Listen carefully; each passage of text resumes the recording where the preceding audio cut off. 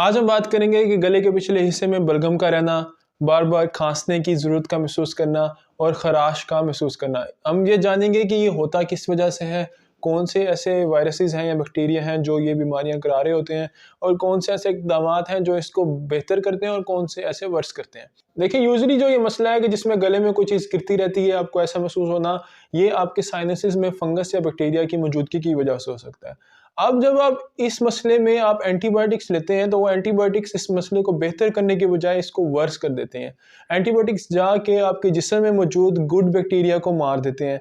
आपके जिस्म में good bacteria, friendly bacteria present होते हैं जो कि आपके जिस्म की मुदाफ़ियती निज़ाम, इम्यूनिटी को बढ़ाते हैं और वायरसेस और फंगस को रोकते हैं।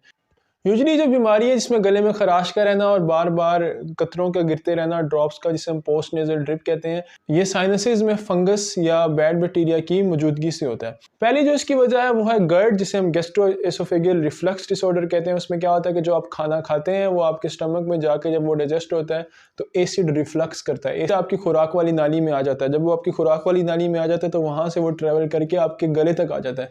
वो एसिड गले में इरिटेशन कॉज करता है जिससे आपको खराश होती है और आपको लगता है कि शायद ये कोई जरासीम है जिसके लिए आप जाके एंटीबायोटिक्स ले लेते हैं और वो एंटीबायोटिक्स मसले को बेहतर करने की बजाय उसमें गर्ड रिफ्लक्स तो ट्रीट ही नहीं हुआ और एंटीबायोटिक्स आपके मसले को ट्रीट नहीं कर पाती क्योंकि रिफ्लक्स हो रहा होता है। वो जाके आपके गुड बैक्टीरिया को भी मार देते हैं। गुड बैक्टीरिया आपके साइनसेस को प्रोटेक्ट कर रहे थे फंगस से। आप एक मसले से बचते बचते दूसरे मसले का शिकार हो जाते हैं। फंगस आके आपके नाक के पीछे साइनसेस में घर बना लेती है। जब वो वहाँ पे घर बनाती है तो फंगस वहाँ पे स्लाइम बना के रहती है। आपने नेचुरल एनवायरनमेंट्स में भी देखा होगा जहाँ पे फंगस रह रही होती है वो स्लाइमी हो जाते हैं। जिन पत्थरों पे, जिन नदी दरियाओं में फंगस होती है वो जगह स्लाइमी होती है। उसी तरह फंगस आपके साइनसेस में जब आ जाती है तो वो स्लाइमी मटेरियल एक्सक्रीट करते हैं। वो स्लाइमी मटेरियल आपके थ्रोट में गिरता है और आपको लगता है कि कोई चीज़ जैसे आपके गले में गिर रही है।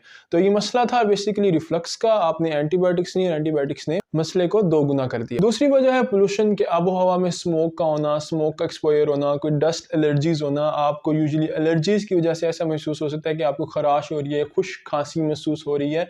उस केस में भी आपने एंटीबायोटिक्स नहीं लेने क्योंकि उसकी वजह को अगर आप रिमूव कर देंगे तो ये बीमारी खुद ही ठीक हो जाएगी कि आपको जिस चीज़ से एलर्जी है उसको आइडेंटिफाई करेंगे हम कि उसके एक्सपोजर को कम करेंगे। अगर आपके स्मोक ज़्यादा पड़ी है तो स्मोक को हम रोक देंगे और अगर आप डस्ट से एलर्जिक हैं तो डस्ट को रोक देंगे। जब हम इन कॉजेज़ को निकाल देंगे तो ये बीमारी खुद ही ठीक हो जाएगी और आपके गले की खराश खत्म हो जाएगी।